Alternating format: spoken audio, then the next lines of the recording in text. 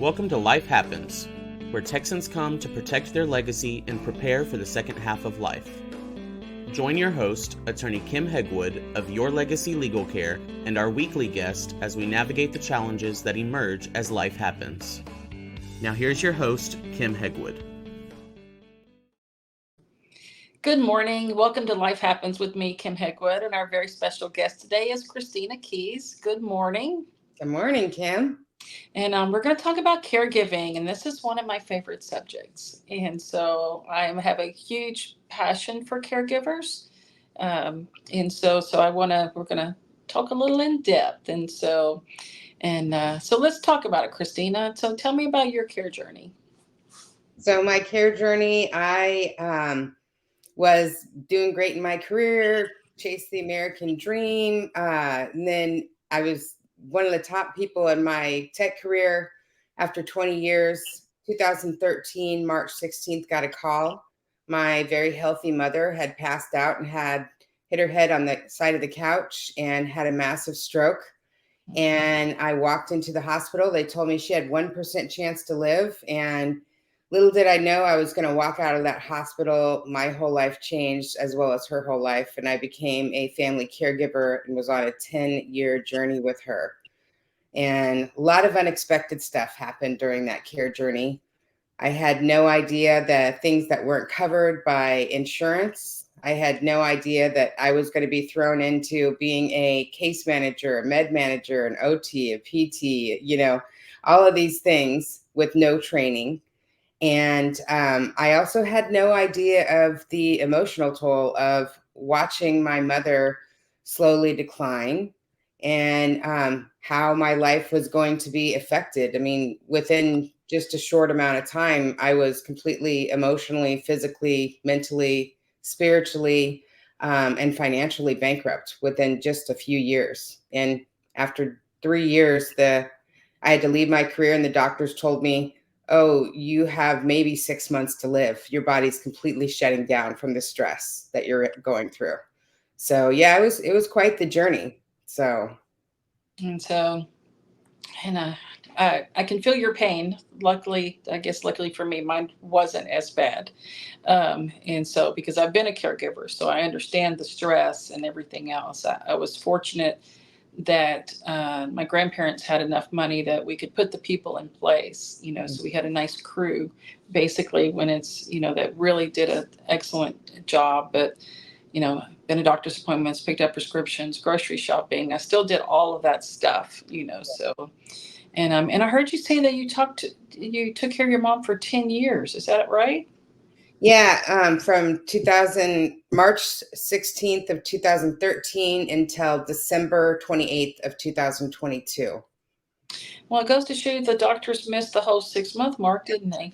Yeah, for sure. And so, well, what about other family during this time? And so dad around?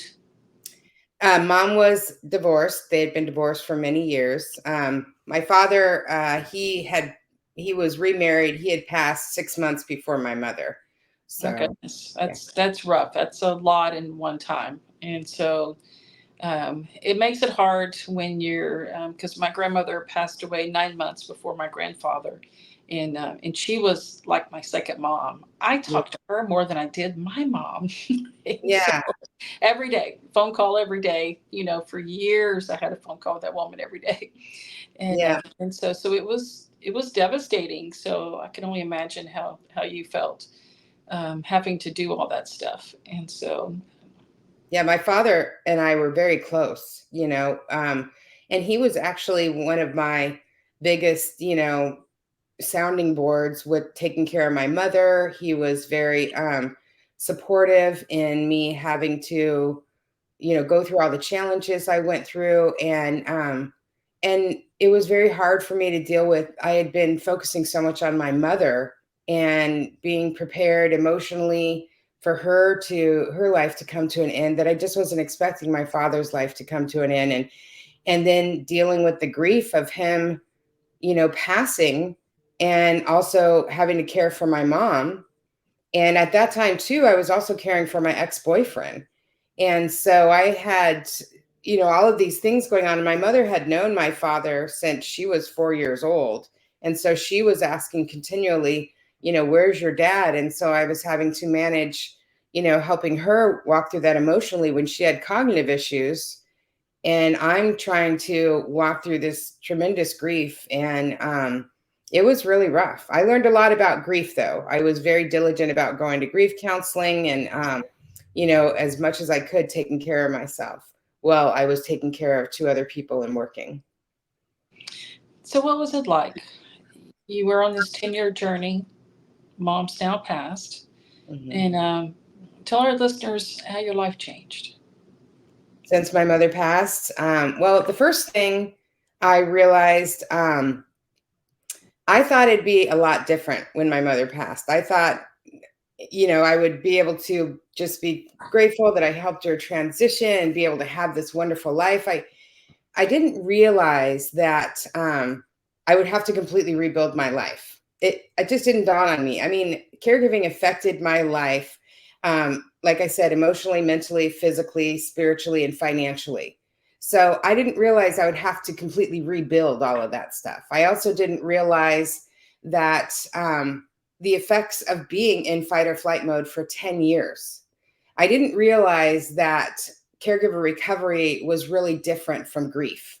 It was a completely different process after my mother passed, healing from that than it was from my father. Thank God. I mean, sadly, it was somewhat of a gift that my father passed before my mother, because I got to understand how to deal with that grief. I don't know if I would have been able to process both grief and caregiver recovery at the same time if I wouldn't have known the difference, because there is a difference. And so I found one day that I was sitting in my recliner after both my grandparents passed away, and the kids were all gone that weekend, probably at their dad's. And I remember sitting there thinking, I don't have anything to do. Right. And I went, oh, wow, I have nothing to do. Right. And then it dawned on me that I was happy that I had nothing to do, but my grandparents were gone, and then I felt guilt. So then I'm crying pretty hysterically in the recliner. Thank God no one was home. My kids would have freaked out. Right. So it's a process. It is. It's a huge process. But you mentioned something that triggered my next question. You talked about something called caregiver recovery. Yeah. So talk to us about the difference between, grief and caregiver recovery. Well, with my father, I didn't have things happen like panic every time the phone rang. I wasn't constantly waking up, at certain times of the day thinking, oh, I need to check the cameras. Oh, I need to make sure mom's meds are okay. I mean, there were so many things that my body just automatically reacted to at certain times of the day when, my phone rang, when so many things that I thought I had to manage. The third week of the month was the time that I did the medications. There were so many things. And then being in a constant state of either coming out of an emergency, going into an emergency, being in an emergency, recovering from an emergency, and then all of a sudden it stops. Our body doesn't just automatically know how to relax.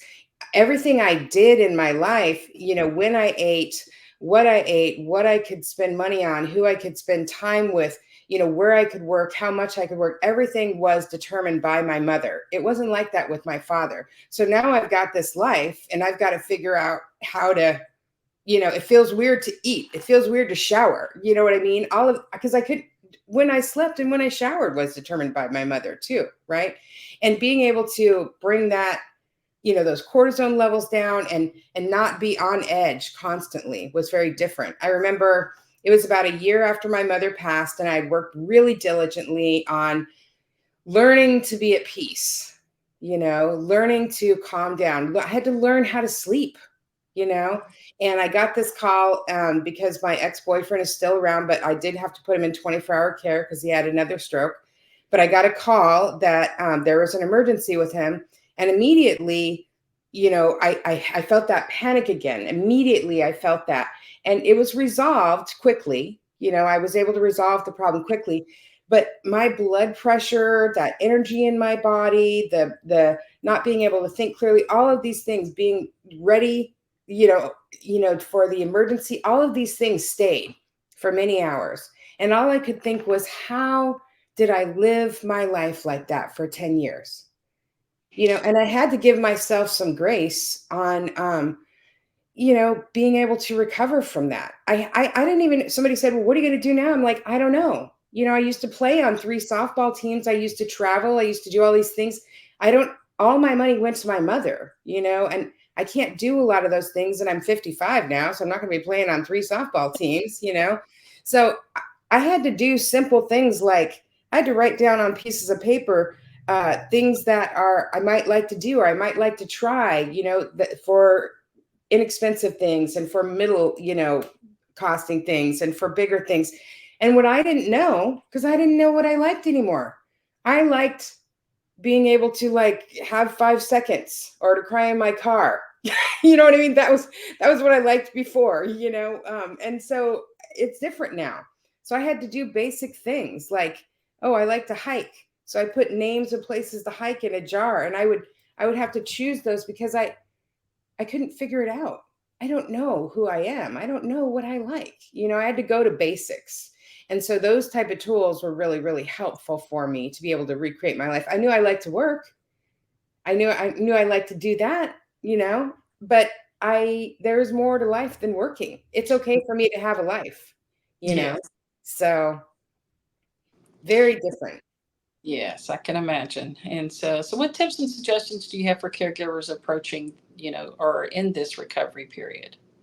Well, my biggest suggestion would be to, if you haven't had a peer-to-peer group support when you're on your caregiver journey, that's one thing I definitely suggest. There's many resources for that.